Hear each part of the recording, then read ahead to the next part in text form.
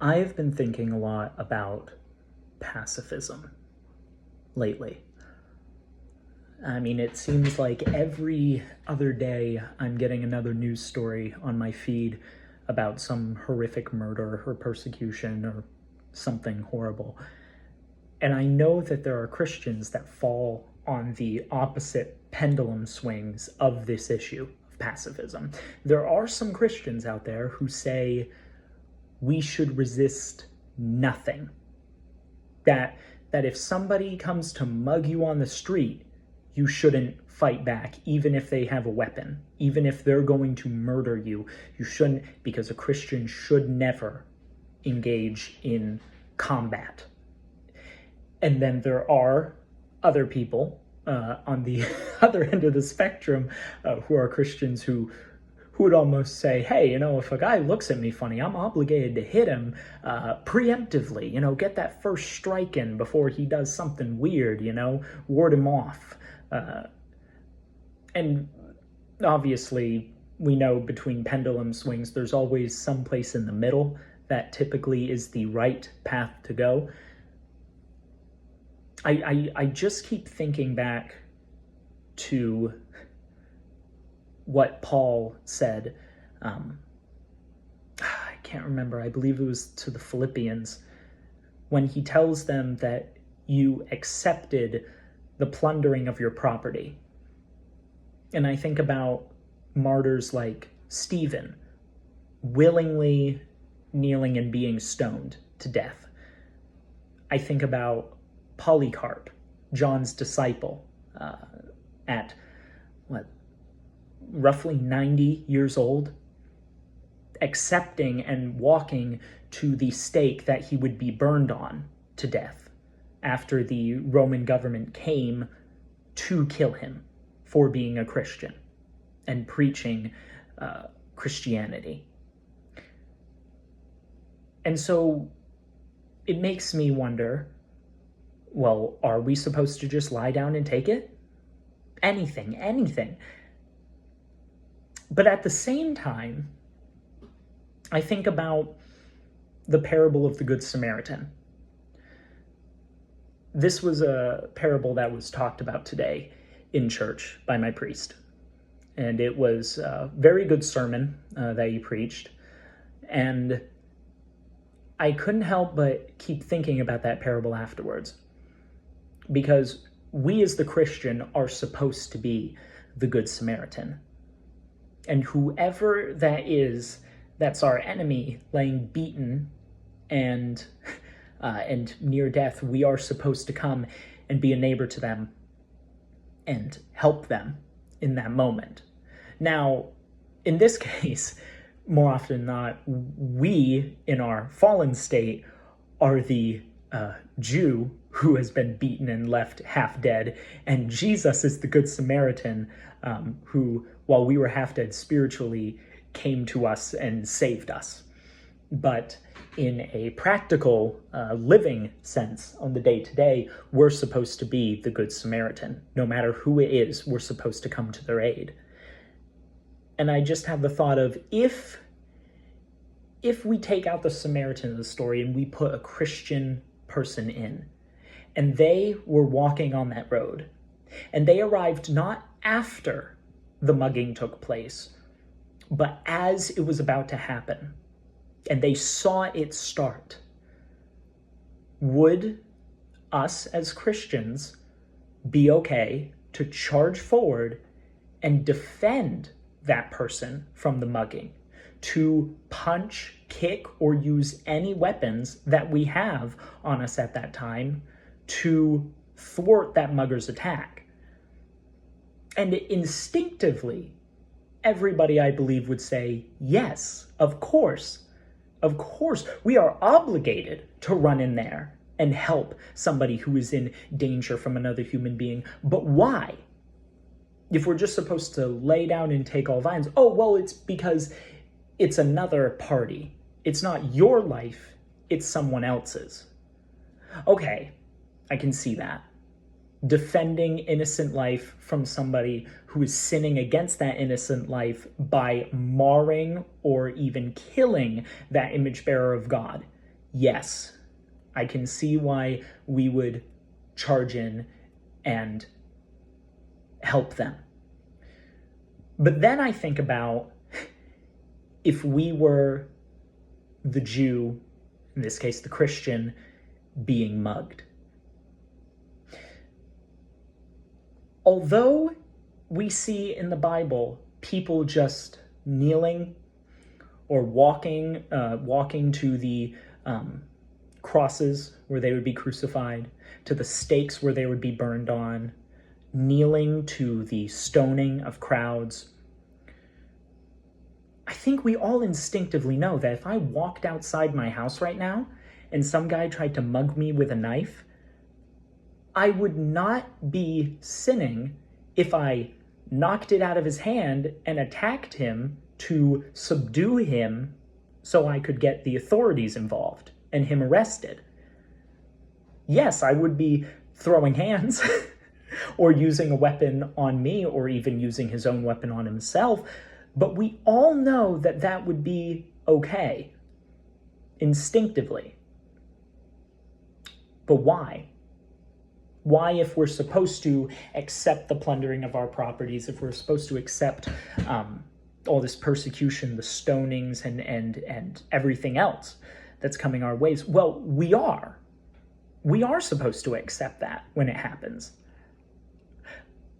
But there is a certain discernment, a case-by-case basis that has to happen. I asked myself, well, is it just because it's one guy coming up to me, even saying, "Are you a Christian?" And I say yes, and then he tries to stab me because I'm a Christian? Is it just because he's one dude and not the majority that I'm allowed to defend myself? Or am I allowed to defend myself? Am I allowed to defend myself because back then persecution against Christians was legal, and now it's illegal? That can't be it. Because back when persecution against Christians was legal, we see Paul and other disciples and apostles of Christ fleeing from city to city, fleeing persecution, fleeing jail cells when the angels let Peter out. So it can't be just because it was legalized persecution against Christians that we're not allowed to defend ourselves, and we're just supposed to lay down and take any violence coming towards us, because the fact is, even though Paul didn't punch anybody, he fled many times over. He also accepted Roman guards who followed him around during his time in Roman custody, awaiting trial. They defended him from the Jews who were trying to kill him. Why was that okay? Why didn't he just walk outside and accept the persecution that was coming to him from the Jews? Why did he appeal to Caesar, in fact, actually, against that very persecution? And I think it's because there is a certain point in persecution where no appeal, no self-defense, and no fleeing would change your fate. And what I mean by that is that when you look at all of these stories of men being persecuted, Polycarp was an old man, and he was met at his house by a big gang, a mob of people, and Roman soldiers. There is nothing short of just simply the angels of God coming in and saving him that would change his fate of execution at that point. If he tried to defend himself by punching a Roman guard, it would do nothing. It would just be a senseless act of violence when he is about to be put down anyways. We want to go out swinging. Do we? Is that really how we want the world to see us when we face our final bit of persecution? I'm not saying don't defend yourself. I would defend myself if somebody came up to me and tried to attack me for being a Christian. But there is a certain point where you need to walk to your death with dignity. Stephen, he was dragged by a giant mob of angry Jews. There was nobody there to help him. The Romans certainly weren't. What's the point of running? They've got you. What's the point of throwing a fist at them after you've just preached the gospel to them? Again, I'm not saying don't defend yourself. I would defend myself, be it with hands, knives, a gun, it doesn't matter. But I think that's where pacifism lies. When it's not just because it's the majority of people, that doesn't make it right. It's because at a certain point, the fate is sealed. At a certain point, because these Christians were visiting people in prison and the Romans saw them and realized they were Christian, at a certain point, they couldn't exactly defend their property from being taken. And so they accepted it gracefully. Pacifism, I don't believe, is about when or when not to throw hands. It's about when or when not to accept the persecution that God is handing over to you. It's about when to stand up and say, no, that's wrong, and we defend innocent life as police officers do every day, as soldiers for us do every day. And then when there are times where you know that no matter what you do, you are about to lose something, even up to your life, and it does not matter if you try to run or you try to fight back. It's better to accept and go down peacefully than swinging in those moments. I want to preface it again by saying I am not saying that we do not defend ourselves. If somebody came into this house right now to kill me, my wife, and child, I would absolutely start throwing everything I had at them desperately. I wouldn't just be like, oh, well, I'm a Christian and I can't do anything about it. But the fact is, I have the tools necessary to change that fate. It is not sealed in stone yet. And if I were to die doing that, defending my family, well, by God's providence, I was supposed to be taken home. I think Christians walk a very fine line with when to be a pacifist and when to defend innocent life. And of course, we have to be careful about that. But there's also something about the Good Samaritan story that I just have to ask myself, if we're supposed to be now practically the Samaritan in that story, and we came across somebody being beaten in the act of violence against them by some sort of marauder, it's already scary enough to jump into a fight where you see a knife or a gun and you know that nobody else is around to help.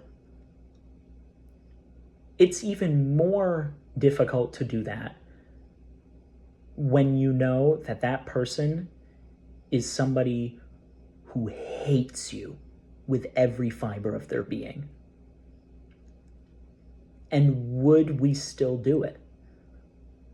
If there was somebody laying on the ground or about to be mugged or beaten half to death like that Jew, and they were outwardly speaking so much hatred against Christians, calling for their deaths, would I walk on by and say, well, that's God's judgment on them? Or would I step in because under no circumstance is murder or muggings or beatings ever okay? Even at the cost of my own safety and possibly even my life in that moment, I know that I would not just should step in, but as a Christian, I would have to step in.